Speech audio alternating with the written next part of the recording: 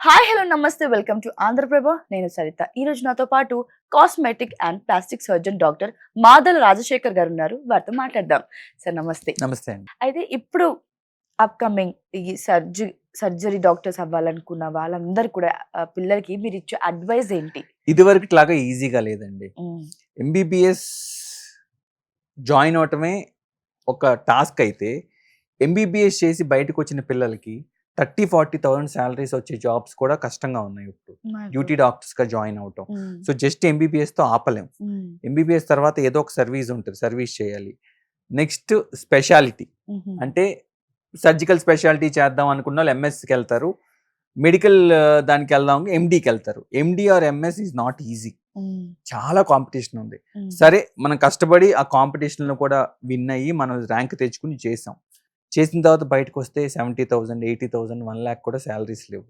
అప్పటికే మన లైఫ్లో 5.5 years ఎంబీబీఎస్ అయిపోద్ది, మళ్ళీ ప్రిపరేషన్కి 1 or 2 years పడుతుంది, మళ్ళీ మనం ఒక 10 ఏళ్ళు మీకు మెడికల్ లైఫ్ అయిపోద్ది. ఈలోపు మీరు ఎర్న్ చేసేది ఎంత అంటే 70,000, 80,000, 1 lakh. మన పేరెంట్స్కి ఏమో మన మీద చాలా ఎక్స్పెక్టేషన్ ఉంటుంది, మా పిల్లలు డాక్టర్లు అయ్యారు అని చెప్పి. బయటకు వచ్చేమో ఏమీ చేయలేము. నెక్స్ట్ వచ్చేసి నీతో పాటు ఇంజనీరింగ్లో నీ స్కూల్ మేట్ ఎవడో ఇంజనీరింగ్ చేసి ఆ అబ్బాయి 1.5 lakh శాలరీ సంపాదిస్తూ ఉంటాడు. మనకు కంపారిజన్, చుట్టాల్లో కంపారిజన్, చాలా ప్రెషర్ ఉంటుంది. మళ్ళీ సూపర్ స్పెషాలిటీ చేయాలి. స్పెషాలిటీతో ఆగితే అవ్వదు. Just general physician, general surgeon ఇలాంటి వాళ్ళకి డబ్బులు ఏమి రావు పెద్ద. సో అంటే ఈ టైంలో సీనియర్స్ బాగా ఉన్నాం మేము. నెక్స్ట్ కార్డియాలజీయో, న్యూరాలజీయో, కార్డియాక్ సర్జరీయో, న్యూరో సర్జరీయో, ప్లాస్టిక్ సర్జరీ ఏదో ఒకటి చేయాలి. అది చేయాలంటే మళ్ళీ ఫీ కట్టాలి, మళ్ళీ స్టూడెంట్ లైఫ్ లాగా మళ్ళీ ఒక 3.5 years కష్టపడాలి. So 5.5 years MBBS, 3 years MS MS చేయాలి, తర్వాత ఇంకొక 3 years ఎంసీహెచ్ చేయాలి. అంటే ఎంత అయినాయి? దాదాపు 13-14 years అవుతుంది. ఇంత కష్టపడితే బయటకు వస్తే జాబ్ రావాలి. అది పెద్ద టాస్క్.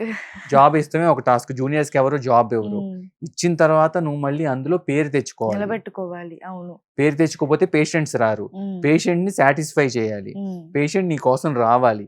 ఇవన్నీ అయ్యేసరికి ఒక 20-25 ఏళ్ళు అయిపోద్దండి మీ లైఫ్ లో. అయిపోయేసరికి మనం ముసలోళ్ళం అయిపోతాం. 30-40-45 years వచ్చేసరికి అప్పుడు నువ్వు ఎంత ఎర్న్ చేస్తావు? ఎర్న్ చేయాలంటే ఒక 10 yearsలో ఎంత సంపాదిస్తావు? ఒక ఫ్లాట్ కొనుక్కుంటమే కష్టంగా ఉంది ఇప్పుడు. సో నా యంగ్స్టర్స్కి నేను ఏమంటాను అంటే, చాలా ఫీల్డ్స్ ఉన్నాయి. మీకు పేరెంట్స్కి డాక్టర్ అవ్వాలని ఉందో, లేకపోతే డాక్టర్ అయితే బాగుంటుందనో, మీ ముందు పేరు పెట్టుకోవాలనో డాక్టర్ అవ్వద్దు. మీకు నిజంగా ఇంట్రెస్ట్ ఉండి అది మీ ప్యాషన్ అయితే అప్పుడు డాక్టర్ అవ్వండి. కష్టపడుతున్నప్పుడు మీకు బాధ అనిపించదు.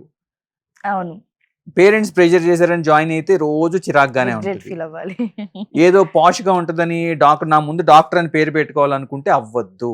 మీరు ఇష్టంగా కష్టపడతా అనుకుంటే డాక్టర్ అవ్వండి. It's a very long process. పేషెన్స్గా ఉండాలి. డబ్బులు ఎక్కువ ఆశ పెట్టుకోకూడదు. డాక్టర్ అయిపోయి డబ్బులు సంపాదిద్దాం అనుకుంటే ఈ జనరేషన్లో అవ్వదండి. సర్వీస్ చేద్దామన్నా కూడా అవ్వదు. సర్వీస్ చేస్తే డబ్బులు ఎవరు ఇస్తారు? ఫ్యామిలీ మెంబర్స్కి. ఇప్పుడు మీరు హోటల్కి వెళ్తే డబ్బులు కట్టకుండా ఫుడ్ పెడతారా? పెట్టరు. మూవీ థియేటర్లోకి రానిస్తారా డబ్బులు పెట్టకుండా? ట్రైన్ ఎక్కనిస్తారా? మెట్రో ఎక్కనిస్తారా? ఫ్లైట్ ఎక్కనిస్తారా? డాక్టర్ మాత్రమే ఫ్రీగా సర్వీస్ చేయాలని ఎక్స్పెక్ట్ చేస్తారు ఇన్ జనరల్ మనం. అవునవును, బట్ ఎంత కష్టపడతాం అనేది చాలా ఉంటుంది. సో డాక్టర్ అవ్వాలంటే సర్వీస్ మోటో ఉండాలి, కానీ ప్రతి సర్వీస్ ని ఫైనాన్షియల్ గా చూడకూడదు. అలా అని ఫ్రీగా కూడా ఎవరూ చేయలేరండి, టు బీ ఫ్రాంక్. ఎందుకంటే మేము ఇంత కష్టపడినప్పుడు కనీసం మా ఫ్యామిలీస్ అన్నా మేము కంఫర్టబుల్ గా చూసుకోవాలి కదా.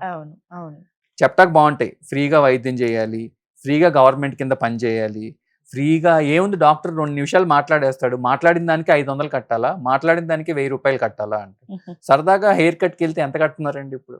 1500 నుంచి 2000 మధ్యలో. సరే తక్కువ 800, 500 అన్నా కడుతున్నారు కదా ఇప్పుడు. నువ్వు డాక్టర్ మాత్రం ఎలా ఫ్రీగా మాట్లాడతారు మీతో? అంతేనా? అలా నేను హెయిర్ కట్ చేసే మన హెయిర్ స్టైలిస్ట్ తక్కువగా మాట్లాడలా, మామూలుగా అంటున్నాను. నీ బేసిక్ నీడ్స్ కోసం, నీ హెయిర్ స్టైలింగ్ కోసం నువ్వు డబ్బులు కడుతున్నావు, ఫుడ్కి వెళ్తాక డబ్బులు కడుతున్నావు, అన్నిటికీ కట్టినప్పుడు నీ హెల్త్ గురించి నువ్వు ఎందుకు కట్టవు?